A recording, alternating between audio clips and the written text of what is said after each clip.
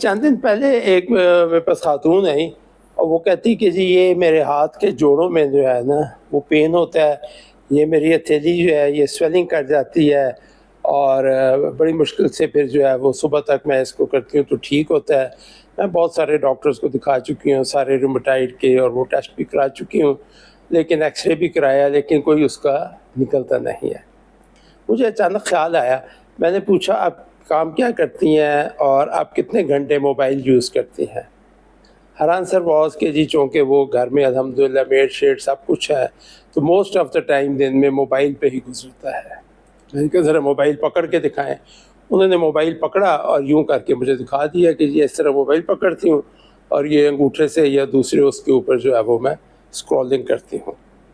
تو میں نے کہا جی آپ کوشش کیجئے ایک دن کہ چلے فرض کریں آپ 5 گھنٹے موبائل یوز کرتی ہیں، میں نے کہا 5 گھنٹے کے لیے موبائل کے علاوہ ہاتھ کو اس پوزیشن میں رکھیے اور انگوٹھے کو صرف یوں یوں کرتے رہیے، بغیر موبائل کے بھی آپ کے ہاتھ میں درد ہونا شروع ہو جائے گا اور یہ ہتھیلی سوج جائے گی۔ ہم بلڈ سرکولیشن کو تو جانتے ہیں، آرٹریز اور وینز کو، لیکن پروبیبلی نہیں جانتے کہ ایک تیسرا ڈرینیج سسٹم ہوتا ہے جس کو لمفیٹک سسٹم کہتے ہیں۔ ہمارے پورے باڈی میں لمف وینز ہوتی ہیں اور لمف نوڈز ہوتے ہیں۔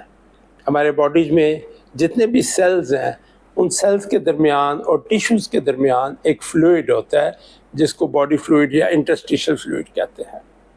اس فلوئڈ میں تمام سیلز وہ اپنا ٹاکسنز جو ڈسکارڈڈ سیلز ہوتے ہیں، جو سیلز ڈائی ہو جاتے ہیں، ڈسٹروائے ہو جاتے ہیں، ان کا ملبہ، وہ ساری چیزیں جو ہے وہ کیمیکل جو ہے وہ اس انٹرسٹیشل فلوئڈ میں ڈالتے رہتے ہیں، اور وہ انٹرسٹیشل فلوئڈ ان لمفیٹک چینل سے لمف نوڈز میں جاتا ہے، اور لمف نوڈز میں کسی حد تک ٹریٹ ہو کر وہ واپس آپ کی بلڈ سرکولیشن میں چلا جاتا ہے۔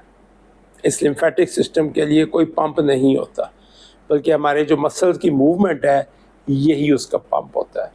اگر ہم مسلز کی موومنٹ نہیں کریں گے اور بہت دیر تک ہاتھ کو یوں رکھیں گے یا چیئر پہ بیٹھے رہیں گے تو وہ لمفیٹک سسٹم کام نہیں کرتا، اور لمف فلوئڈ جو ہے وہ آپ کے ٹیشوز اور مسلز میں جمع ہونا شروع ہو جاتا ہے، جس کی وجہ سے آپ کو کرونک پین ہو سکتی ہے۔ Remember, movement is life.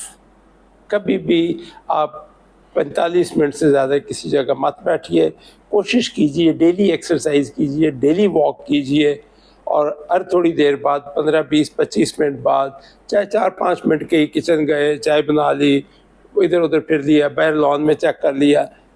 Movement is life and lymphatic system works only with proper muscular movement.